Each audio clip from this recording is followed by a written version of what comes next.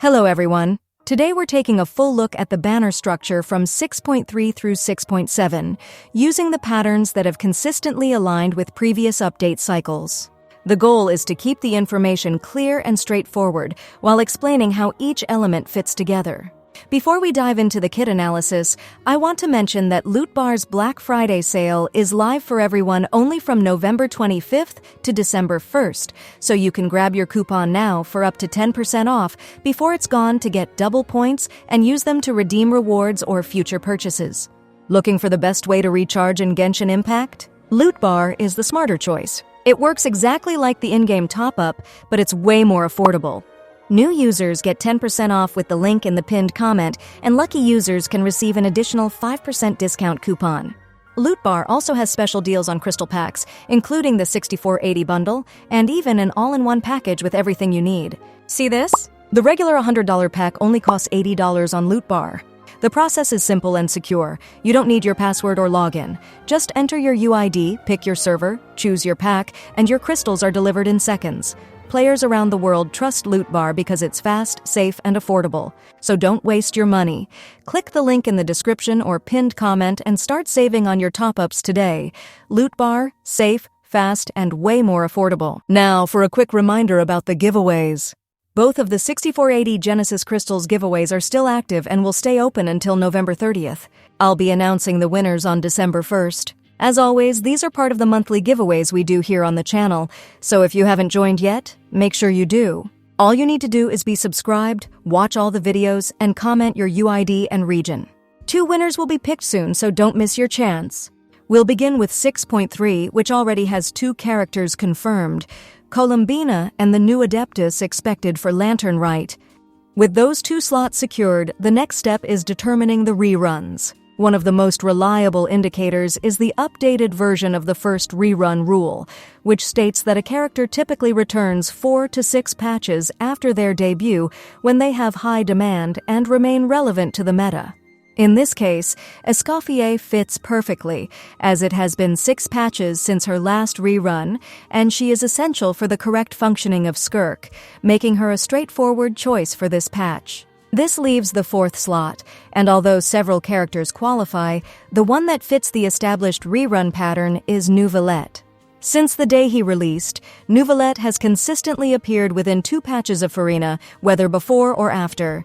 This pairing has happened in 4.5 and 4.7, as well as 5.2 and 5.4, and following that same pattern, combined with the fact that Furina reran in 6.1 makes Neuvillette the expected rerun for 6.3.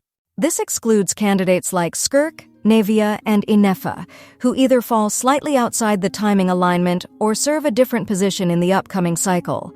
With this, the lineup for 6.3 becomes Colombina, the Lantern Rite Adeptus, Escoffier, and Neuvillette. Regarding phases, there is no guaranteed structure, but certain tendencies repeat often. Hoyoverse rarely places 2 new characters in the same phase unless there is a very specific reason, something that last occurred with Mavuika and Citlali in 5.3, and has not been repeated since. Lantern Rite characters also tend to appear in Phase 2, which suggests Colombina may appear in Phase 1, while the Adeptus likely occupies Phase 2. If Colombina and Neuvillette share synergy, they would naturally be paired together, leaving Escoffier for the opposite phase alongside the Adeptus, who, according to recent leaks, seems unlikely to be a Nemo. For 4 stars, the selection usually reflects the roles of the featured 5 stars or complements their playstyle. In this case, Ino has strong chances of appearing because she fills a similar position to Colombina, but as a 4-star. If Colombina and Neuvillette are paired in Phase 1, then Xingqiu and Diona also align with the common set of 4 stars seen around Neuvillette, completing the expected rotation. Moving to 6.4, 2 characters are already confirmed, Skirk and Varka. Skirk fits naturally due to the rerun rule and timing, while Varka is directly associated with this patch through confirmed leaks. The 3rd slot belongs to an Archon rerun, and based on the rerun rotation and existing patterns, the Raiden Shogun is the candidate aligned for 6.4. The final slot is more difficult to identify, but the character who fits the release logic most clearly is Citlali. Hoyoverse typically releases supports before their DPS counterparts, and since Mavuika is expected during 6.5, placing Kitlali in 6.4 follows their usual structure. With this, the lineup becomes Varka, Skirk, Raiden Shogun, and Citlali, with Varka and Raiden likely sharing Phase 1, and Skirk with Citlali in Phase 2. For 6.5, the information becomes less precise due to the distance from the patch, but there are still confirmed and logical elements.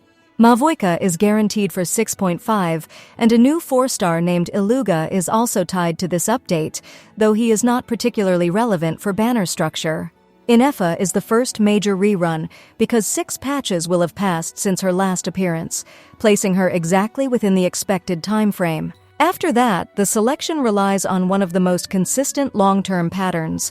Reruns from the previous region are prioritized over older ones. During Natlan, reruns primarily involved Fontaine and Natlan characters. Following that same rule, the longest-waiting Natlan units Kinich and Chaska become the natural choices for the remaining slots in 6.5, completing the 4-character rotation. Looking ahead, Nicole Rain is positioned for 6.6. While many players speculate that she is Pyro, nothing in her visual design or overall theme strongly supports that.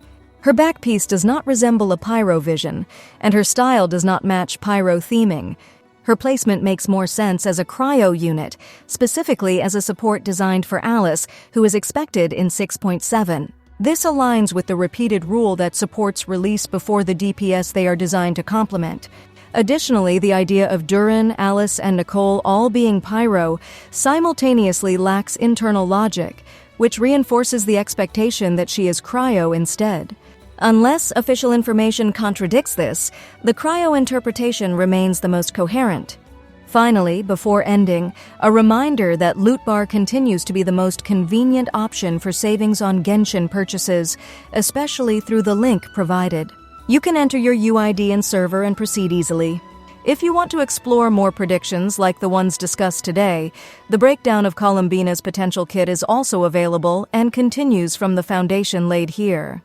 Thank you for watching, and see you in the next update.